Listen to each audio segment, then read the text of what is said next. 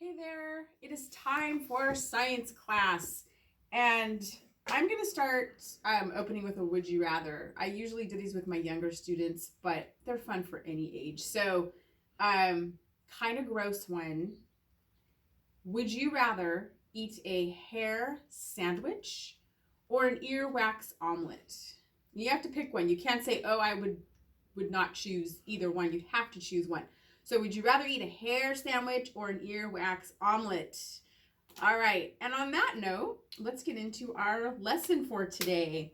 So, a couple of things. First of all, by now you should have completed the vocabulary that are on pages 202 and 203. So, if not, be sure that you've completed those and then just continuously review them. So, when it comes time for an exam, you will be ready. Also, page number 211 in your book was the water cycle sketch. So I wanted to quickly, if my cameraman can come up a little closer, just go over the gist of what you should have had there. And again, we previously studied the water cycle, so I'm very confident that you knew what you should have put in each little cloud here, but I'm just going to summarize really quickly. So up here at the top, it says clouds become heavy with water and droplets fall as rain, snow, or hail. Then you have the water flowing down here. So water flows down to the sea in streams and rivers. I was actually taking a walk just yesterday out at Walker Preserve in Santee. I don't know if you've been there, but it's a nice little, just easy walk, beautiful little path. And it runs right along, the San Diego River runs right along. And then you can follow that river all the way down to Mission Valley. There's a river walk. San Diego River runs right through there, and then actually runs, as you know, right out into the sea. So streams and rivers flow. And then we have here, it says the heat from the sun evaporates water from rivers and seas.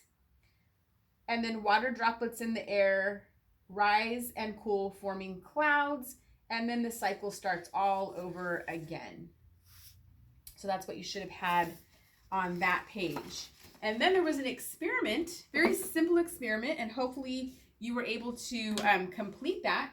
And the question was, do different types of surfaces affect the temperature of a region?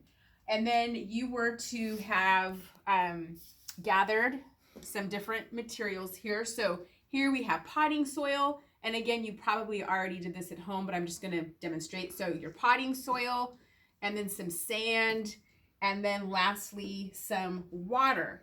So you were supposed to at first just let them set out kind of room temperature for 15 minutes and then check the temperature. And the instructions were just to use your finger. So the temperature was very subjective. You weren't going to get an exact temperature, but just by feeling, you can kind of see, okay, these are all kind of the same temperature.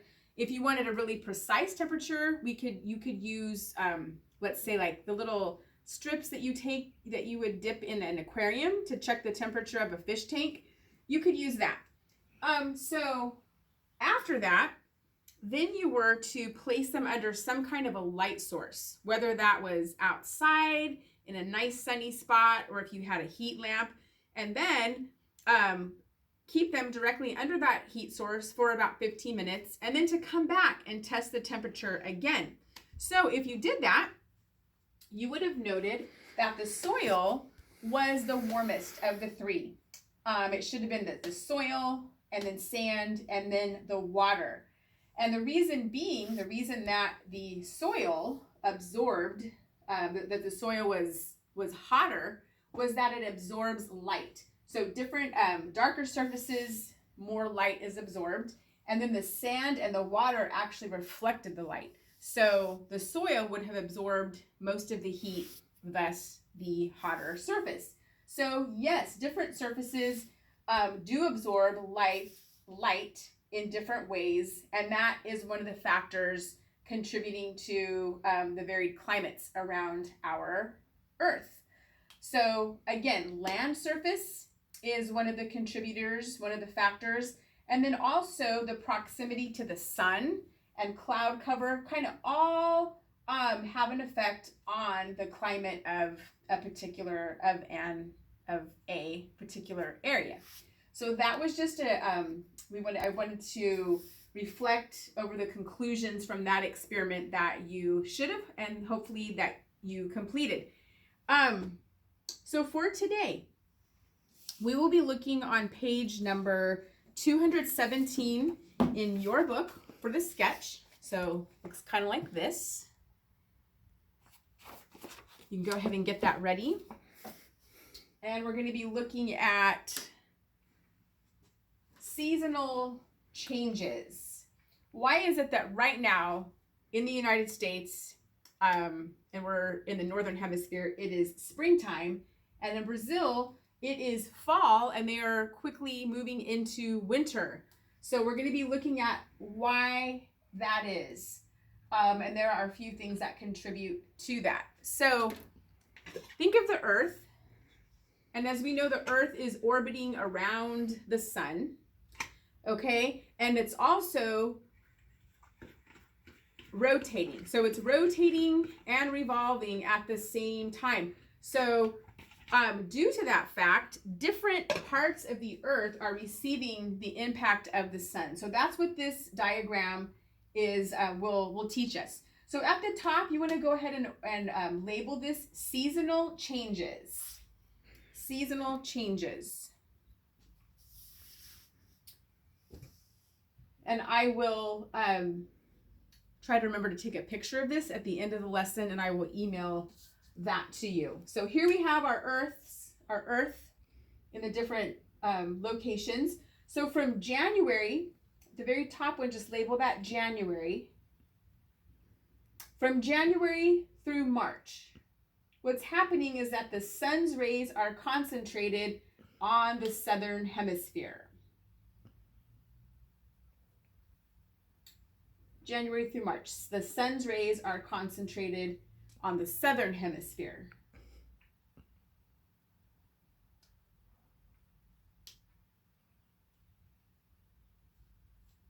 And then from March to June, the sun's rays are concentrated in the center of the globe, warming both hemispheres evenly. So the sun's rays are concentrated in the center of the globe, warming both hemispheres evenly. And you can label this arrow, these arrows here, sun's rays. So just, that's what this is representing, the sun's rays. So sun's rays.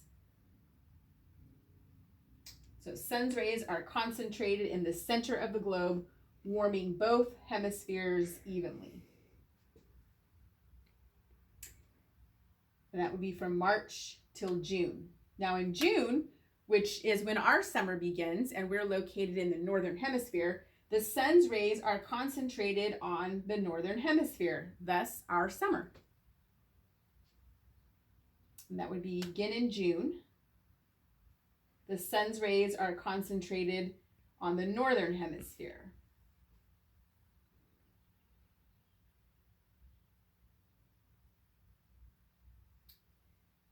And that would be from June through September.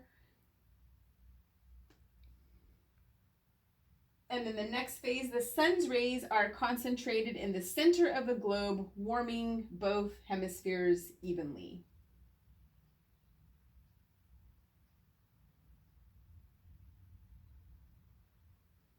You can see it's same on each side during this particular time.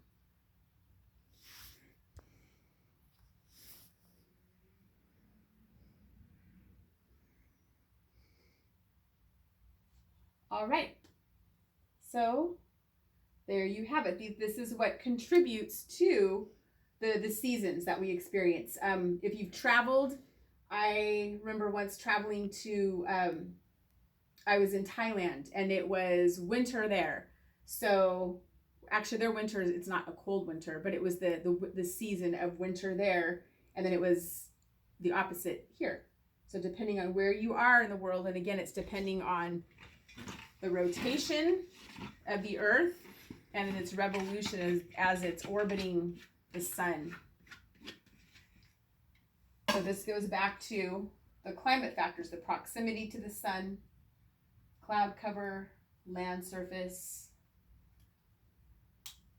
And I believe that concludes our lesson for today. On Thursday, there is an experiment that involves a balloon, and I'll actually be demonstrating that, but it would be kind of fun if you actually had a balloon as well. So if you have a balloon, great. If you don't, maybe you can get out and get one. But yeah, we're going to be looking at the Coriolis effect on Thursday. So we will see you then, and I should have hopefully by Thursday's lesson, you will have already received your exam and your science project grades back. All right, thanks. We'll see you next time.